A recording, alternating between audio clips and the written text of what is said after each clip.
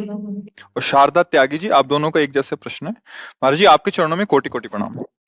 महाराज जी, हमें बहुत क्रोध आता है, प्रयत्न करने पर भी क्रोध पर नियंत्रण नहीं कर पाती, छोटी छोटी बातों पर परिजनों पर चिल्लाना हो जाता है। देखो, ये क्रोध क्यों आता है, पहले उसकी मूल धारा पर समझें। क्रोध तभी आता है जब हमारी कामना में विघ्न पड़ता है। हमारी कामना तुम ऐसा करो, उसके विपरीत करोगे तो क्रोध आए। कामा संजायते क्रोधा। क्रोध की कोई स्वयं की सत्ता नहीं है, वो कामना से पैदा होता है। अब हमको देखना है कि हमारा कर्तव्य उसके प्रति क्या है। क्रोध को शांत करने के लिए एक ही उपाय है। जैसे आप आए हो, हम संत हैं, तुम्हारा हमारे प्रति क्या कर्तव्य है, ये हम देखेंगे तो हमें गुस्सा आ जाएगा। लेकिन जब हम ये देखेंगे कि ये संसार से आए हुए गृहस्थी जन है और हम भगवत मार्ग में चलने वाले संत हैं, इनके प्रति हमारा क्या कर्तव्य, कभी गुस्सा नहीं आएगी। आप गाली भी दोगे तो जैसे अपना बच्चा छोटा तुलतुला के गाली दे तो क्या करेंगे, दुलार ही करेंगे ना। ऐसे ही आएगा कि आप तो संसार से आए हुए हैं, पर हम तो भगवान का भजन करने वाले, हमारा कर्तव्य है हर तरह से आपको प्रेम दें, दुलार दें, आपके कटु वचन सहकर भी आपको हम आनंद प्रदान करें, कभी गुस्सा नहीं आएगा। कब क्रोध आया, जब हम अपने कर्तव्य को भूलकर आपके कर्तव्य हमारे लिए कैसे होने चाहिए, वही क्रोध आता है। आप इसकी जांच कर लीजिए। किसका प्रश्न था, आप जांच कर लीजिए। पति पुत्र परिवार के प्रति हमारा क्या कर्तव्य है, जब आप सोचोगे तो क्रोध नहीं आएगा। उनसे हम चाहते हैं, कामना करते हैं, और वो जब वो नहीं करते तब हमें गुस्सा आता है। और अगर हम नाम जप करें तो ये बात खत्म हो जाएगी, हमारी बुद्धि शीतल होने लगेगी, गंभीर होने लगेगी।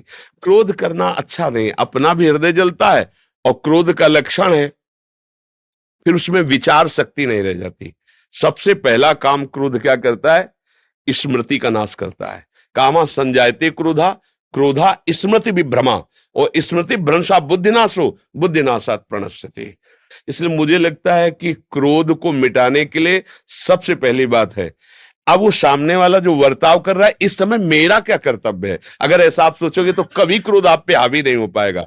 जब हम ये सोचते हैं कि इसका कर्तव्य था, ये नहीं किया, और अपने कर्तव्य का हम ध्यान नहीं देते, तब हमें क्रोध आ जाता है। अच्छा, क्रोध आना और क्रोध का नाटक करना, दोनों में अंतर है। किन्हीं किन्हीं को क्रोध का नाटक करना ही चाहिए। जैसे पिता है, माता है, वो बच्चों को अतिशय दुलार करता है, पर उसे क्रोध का नाटक करना पड़ेगा। समय से उनको भोजन दीजिए, वस्त्र दीजिए, आवश्यकता की पूर्ति कीजिए, और निरीक्षण परीक्षण करके तुम्हारी नजर इतनी शासन पूर्वक होनी चाहिए, क्रोध नहीं है। हाँ, इस समय तुम कहां थे, 1 घंटा से गायब थे आप, मतलब जांच होनी चाहिए, और लगना चाहिए कि गुस्सा आ रही, पर गुस्सा नहीं होना चाहिए, वो उनके सुधार के लिए है। जैसे अपने राजकीय विधान के हैं, तो ऐसा थोड़ी है कि सबको शास्त्र का ज्ञान नहीं है या भजन करने वाले नहीं, सब ज्ञान है। लेकिन तुम दुष्ट का रोल कर रहे हो, तो हम शासन का रोल तुम्हारे ऊपर करेंगे, और उसका फल हमारे भगवान की प्रसन्नता होगी। अब वो द्वेष नहीं है, वो उसका क्रोध नहीं है, वो उसका विभाग है। क्योंकि बनाए हुए भगवान की समाज की मर्यादा को तुम बिगाड़ रहे हो, ये हमारी पूजा है। अब उसको समझना हो, उसको कह देगा अरे भाई ये तो जीव को दंड दे रहे हैं, ये तो क्रोध नहीं, अगर वो नहीं करते तब उनको पाप लगेगा। तो कहीं कहीं क्रोध है नहीं, पर करने का स्वांग करना ही चाहिए। तो माता पिता गुरुजनों के द्वारा ये जो किया जाता है, उनको ध्यान रखना चाहिए कि क्रोध में नहीं आना चाहिए।